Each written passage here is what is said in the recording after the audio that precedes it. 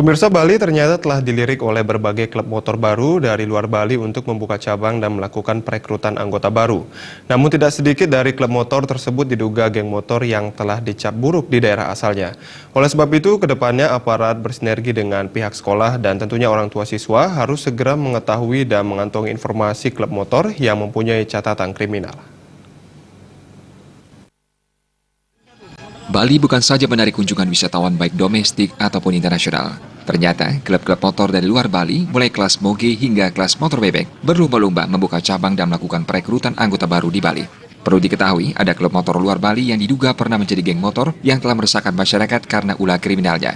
Menurut akademisi Arta Negara, seharusnya Bali dalam hal ini aparat harus lebih selektif memberikan izin pembukaan cabang bagi klub motor yang dahulunya merupakan geng motor.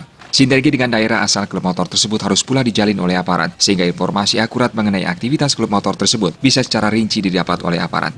Informasi tersebut harus segera disosialisasikan kepada pihak sekolah dan orang tua, sehingga mereka mempunyai gambaran tentang geng motor yang menyamar menjadi klub motor.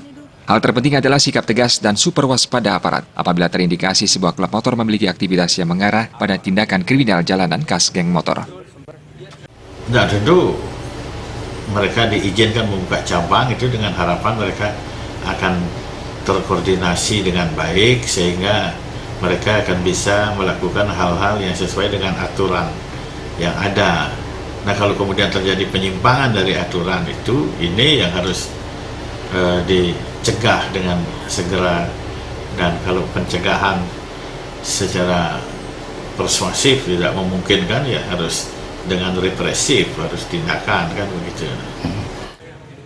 Geng motor merupakan tanggung jawab bersama antara pemerintah kota, provinsi, aparat keamanan hingga sekolah dan orang tua. Semua pihak terkait harus mengawasi aktivitas remaja yang mungkin terlibat geng motor. Intinya, sinergi semua pihak diperlukan untuk menanggulangi berkembangnya geng motor di Pulau Dewata.